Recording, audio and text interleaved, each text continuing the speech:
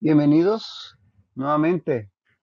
Gracias por estar ahí sintonizado y poder compartir juntos el estudio de la palabra de Dios, que es para nuestro provecho, beneficio y edificación.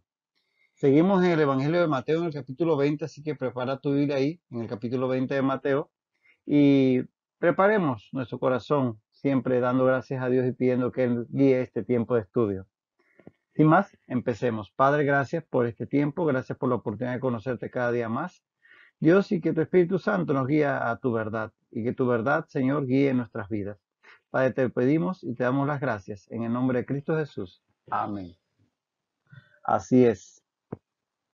Estamos en este pasaje de Mateo 20, 20 al 28 que ya veníamos considerando, el pasaje donde los hijos de Zebedeo con su madre se acercan a Jesús y le piden estar a su derecha, a su izquierda, cuando Él se establezca en su reino.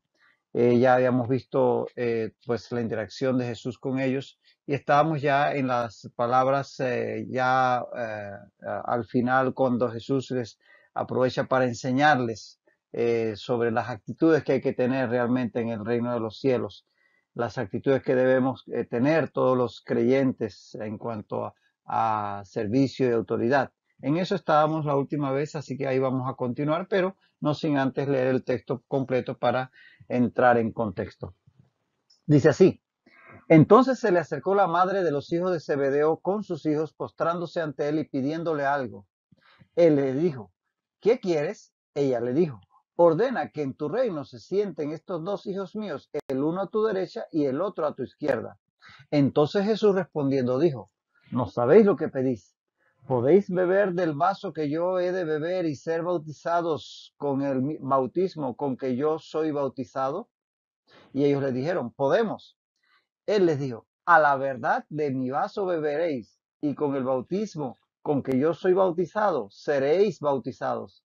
Pero el sentaros a mi derecha y a mi izquierda no es mío darlo, sino a aquellos para quienes está preparado por mi Padre.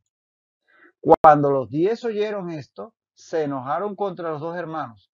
Entonces Jesús, llamándolos, dijo: sabéis que los gobernantes de las naciones se enseñorean de ellas, y los que son grandes ejercen sobre ellas potestad. Mas entre vosotros no será así, sino que el que quiera hacerse grande entre vosotros será vuestro servidor, y el que quiera ser el primero entre vosotros será vuestro siervo.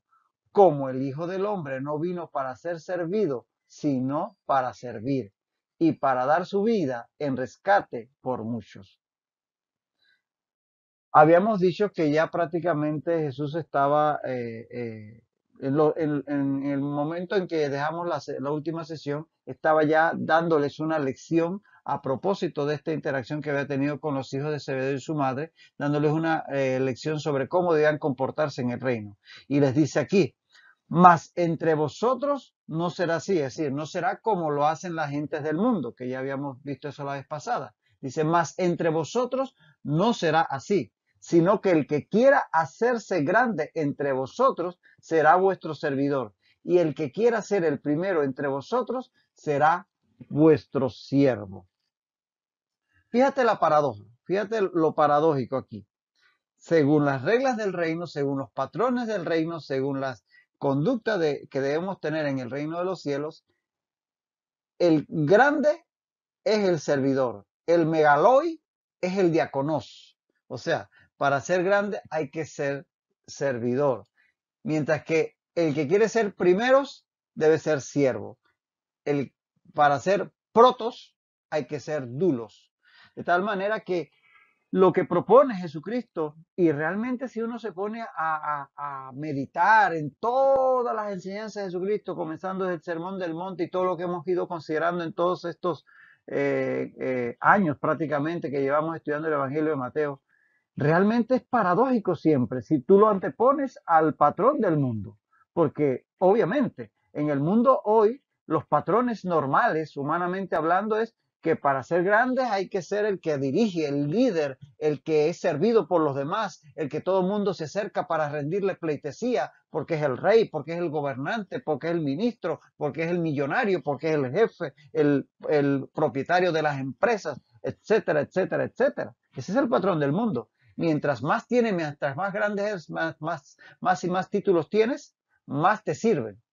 Pero el patrón que propone Jesucristo para el tema este de la autoridad, el dominio, la primacía, es que para ser grande hay que ser servidor y para ser primero hay que ser siervo.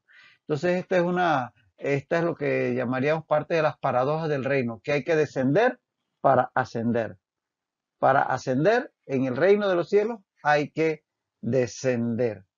Ese es parte, porque hay muchas otras cosas en las cuales uno, cuando escucha las enseñanzas de Jesús, le parece que le está hablando de un mundo al revés. Pero ciertamente es que el que está al revés es el mundo. El reino de los cielos está derecho, está correcto.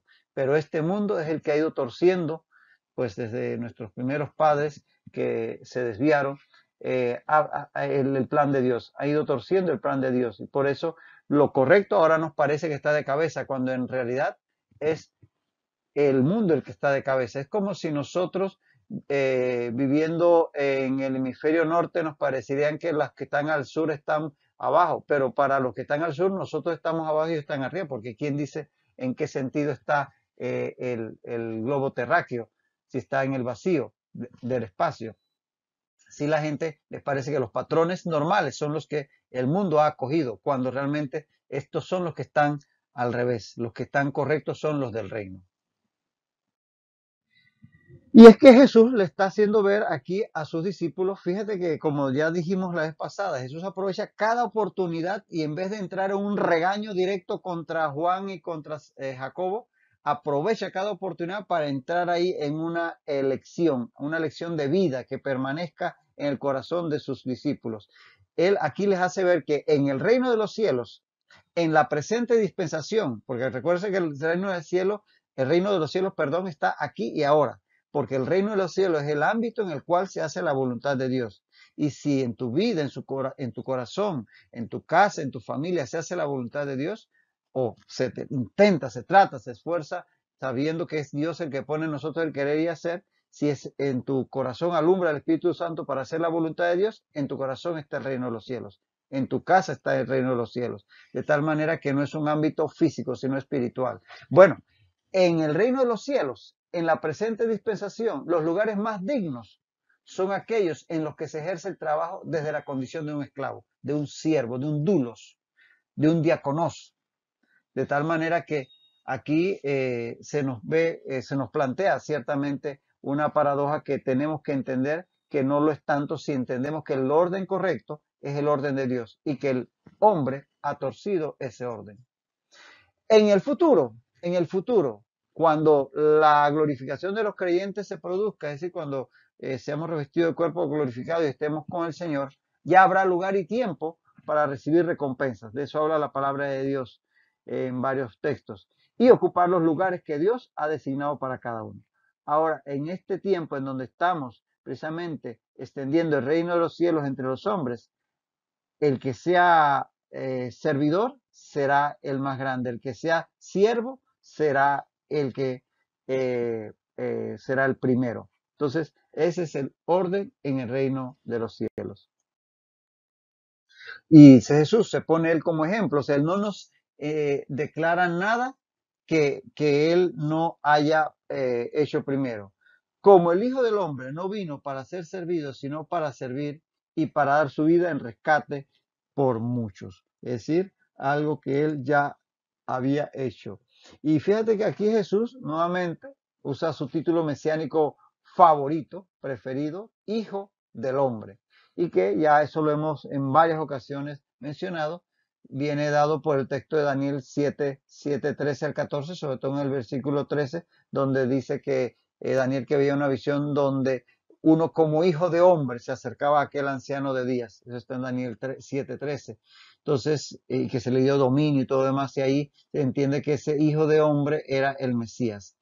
Y ese es el título favorito de Jesús. La gente usualmente cuando lo identificaba como el Mesías, el pueblo en Israel, le llamaba hijo de David, porque ese es otro título mesiánico, porque ciertamente estaba profetizado que de David vendría aquel que sería el Mesías. Entonces, hijo de David también es otro título mesiánico. Y la gente le llamaba hijo de David, pero él se llamaba a sí mismo hijo del hombre.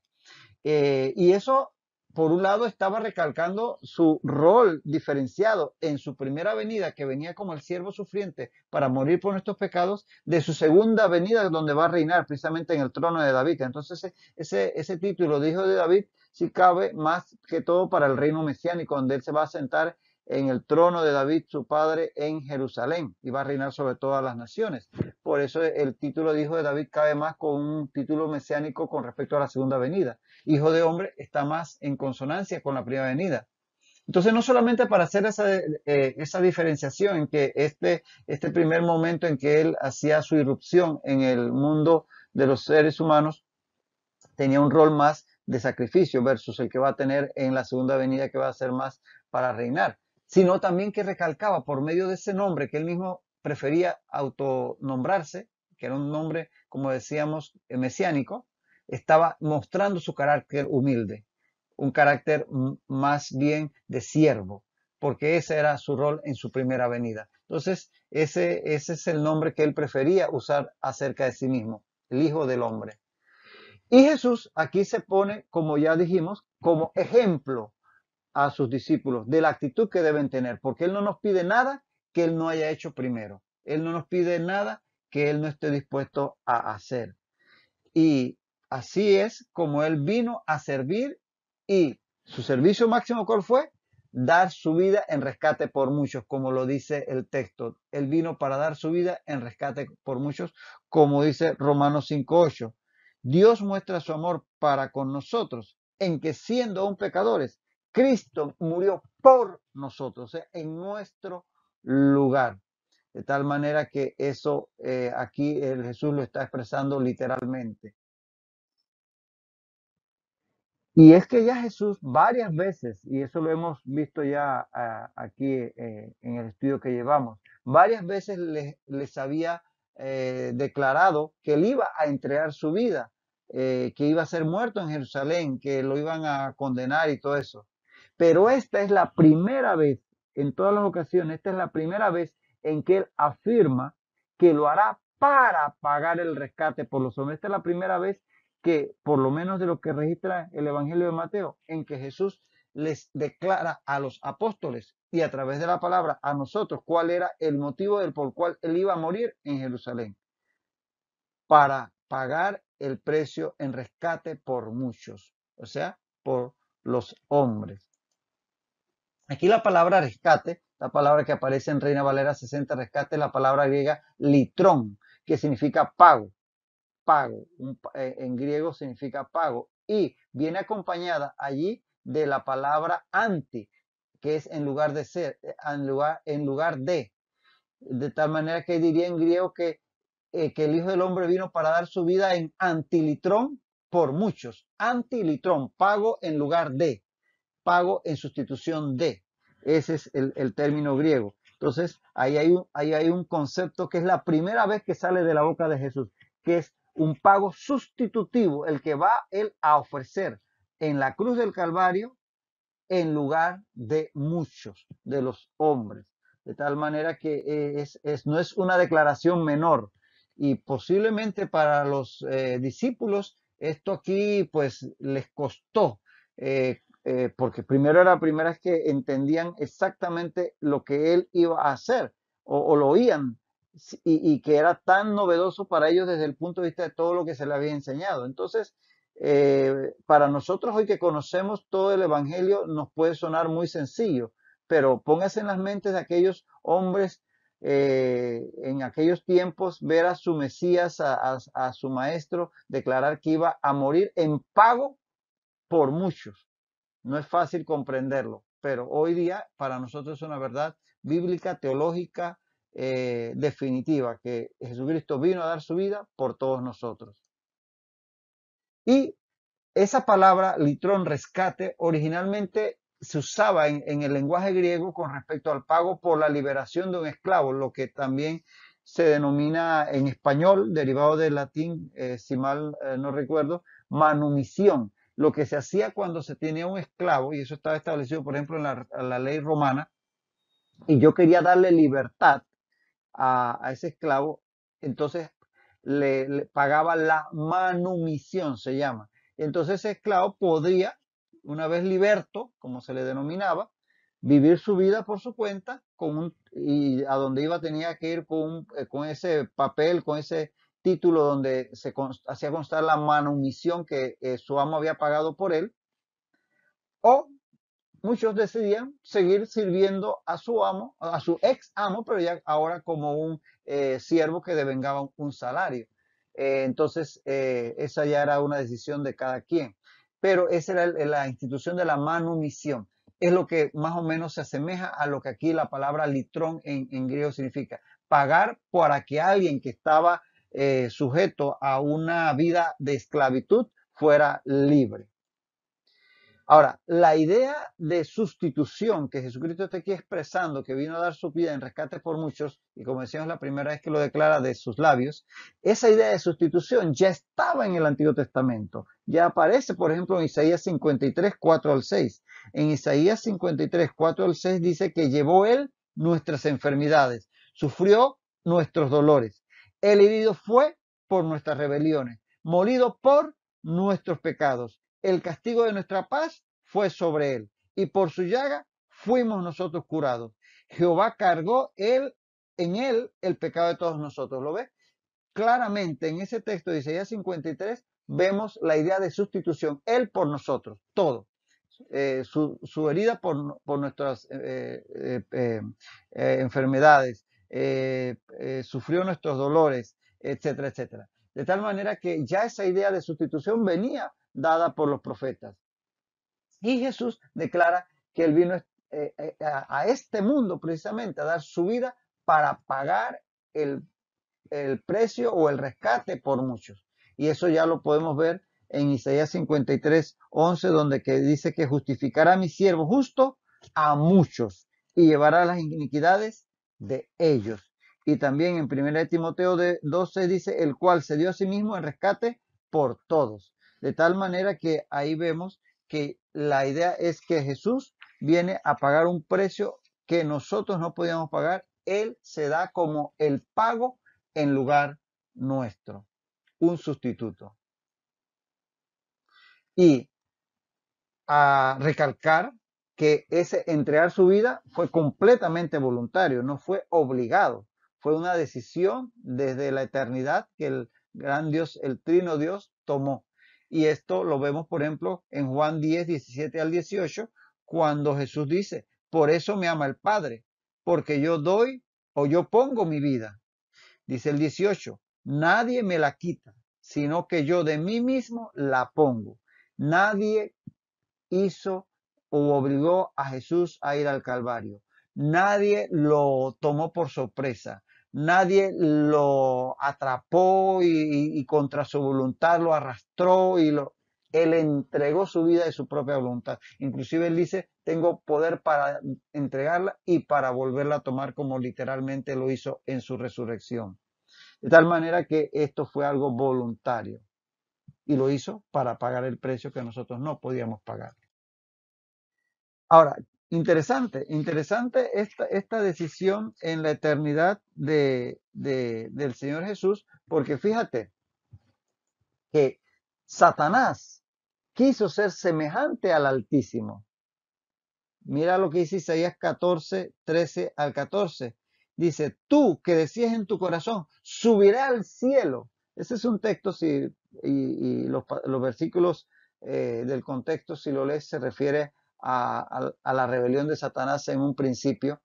Y dice que él quiso subir al cielo, y dice el versículo 14 al final, seré semejante al Altísimo. Entonces la actitud de Satanás en su rebelión primigenia fue querer ser semejante a Dios. Y el hombre, allá en el Edén, quiso ser como Dios. Dice Génesis 3:5 que Satanás, hablando con la mujer allá en el Edén, sino que sabe Dios que el día que comáis de él, seréis como Dios, sabiendo el bien y el mal.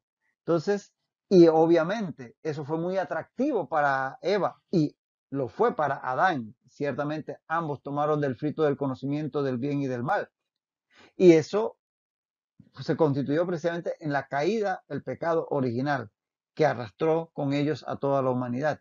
¿Pero por qué? Porque quisieron ser como Dios. ¿Te das cuenta? Satanás quiso ser semejante al Altísimo, el hombre quiso llegar a ser como Dios, pero Dios tomó la forma de hombre para servir.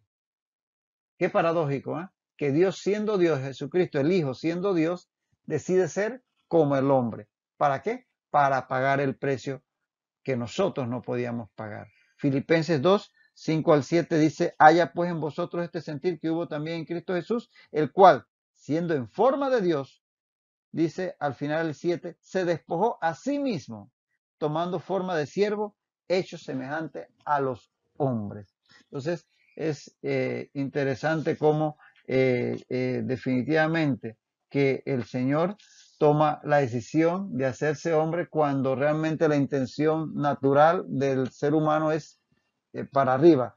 Él decidió descender para entonces dar su vida por todos nosotros y con eso nos da ejemplo. Dice ahí que como el Hijo del Hombre no vino para ser servido, sino para servir, como acabamos de estar explicando. Ahora, dice, y para dar su vida en rescate por mucho. Entonces, aquí la pregunta sería, ¿por quién murió Cristo? ¿Murió por muchos o murió por todos? Porque pues puede ser que el muchos no suene a todos. Suena bastante, ¿verdad? Pero ciertamente cuando yo digo que muchos pasaron el examen, no quiero decir que todos lo pasaron. Bueno, si todos lo pasaron, definitivamente fueron muchos, pero no necesariamente muchos son todos, ¿de verdad? Parece una adivinanza, pero no, no lo es. ¿Por quiénes murió Cristo? Cristo murió por todos, ciertamente. Él se ofreció por todos. Segunda Corintios 5, 14 al 15 dice, porque el amor de Cristo nos constriñe, pensando esto, que si uno murió por todos, luego todos murieron, y por todos murió.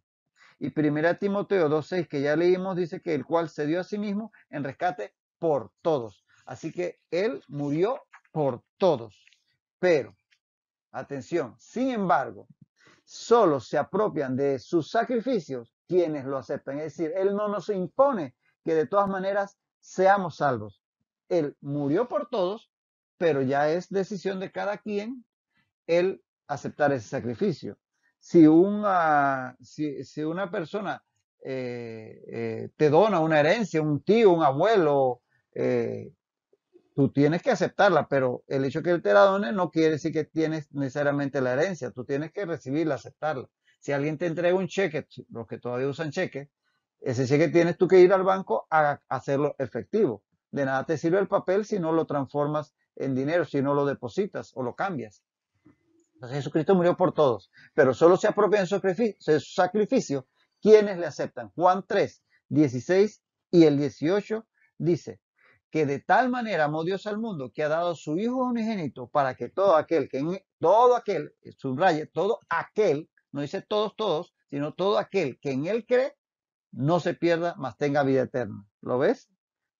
Y el 18 dice, el que en él cree, es decir, no es todo mundo, solo el que en él cree no es condenado, pero el que no cree ya ha sido condenado. Es que Jesús, como dice el mismo texto de Juan, no vino a condenar. Dios no condena a nadie. El ser humano solito se ha condenado a sí mismo. Y él ha venido para rescatarnos precisamente. Si tú no aceptas el pago de Jesucristo a favor tuyo por la fe, sencillamente no es que Dios te está condenando, es que ya estabas condenado. Dios te está tirando el salvavidas. Y es el hombre el que toma la decisión de aceptar ese sacrificio que es suficiente para toda la humanidad, pero no es obligatorio. Cada quien decide. Cristo entonces, como vemos, proveyó una salvación suficiente para todos, pero solo es eficaz para quienes la reciben por la fe. Entonces, esos son dos conceptos que se manejan en teología, que es una salvación suficiente, porque puede ser para todos, pero solo es eficaz para quienes la reciben. Entonces, es un concepto que hay que tenerlo bien claro para no confundirse. Y ahí entender que la salvación es global y que está disponible para todos. Pero la salvación personal es solo para el que cree. Es decir, está a la disposición, pero solo el que la acepta por la fe la recibe. Por eso, por ejemplo, podemos ver en 1 Timoteo 4:10, ahí hay un guiño a este concepto. En 1 Timoteo 4:10 dice que esperamos en el Dios viviente, que es el Salvador de todos los hombres, mayormente de los que creen. Quizás la versión Reina Valera 60 no hace tanta justicia al texto, pero lo que está ahí implicado, si lo sabes ver, es que es el Salvador de todos. Pero eso es que mayormente de los que creen es que en efectivo, eficazmente, es para los que creen. Porque Cristo murió por todos, globalmente, pero es personal, la salvación es personal. Cada uno toma la decisión. Ni siquiera tú puedes tomar la decisión por tu hijo, ni por tu esposa, por tu esposo. Cada persona delante de Dios toma su decisión de aceptar o rechazar el sacrificio de Jesucristo, que fue suficiente para todos, sí, pero solo es eficaz para los que lo aceptan. Por eso dice en rescate por muchos, no por todos.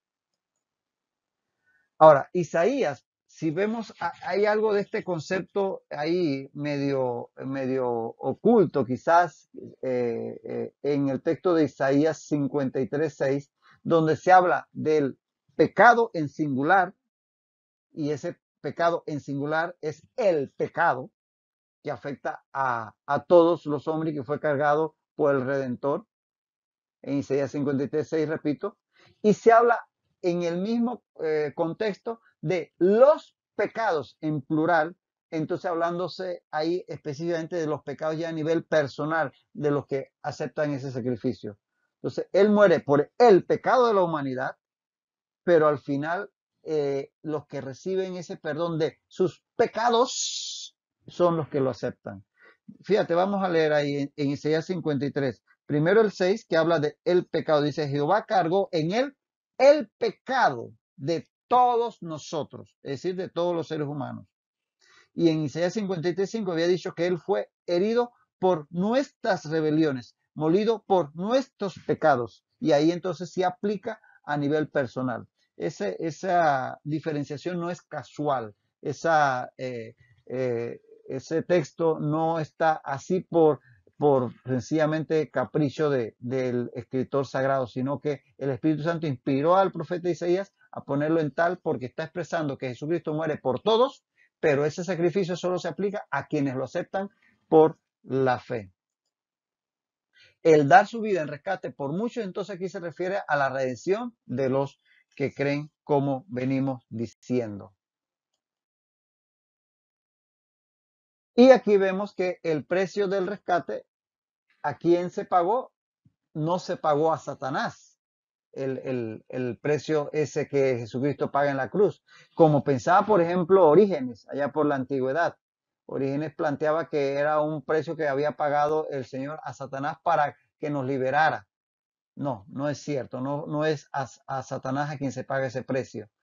Tampoco se trata de una trampa que le puso Dios a Satanás, que como que hizo ver un fake ahí de que iba a morir y que para que Satanás se engolosinara y de una manera ahí truculenta le salió por el costado y se resucitó y quedó Satanás atrapado en una trampa que le puso Dios. Esto lo estoy exagerando, pero más o menos eso planteaban también en la antigüedad teólogos reconocidos de la iglesia como Gregorio de Niza o Gregorio el Grande o Pedro Lombardo.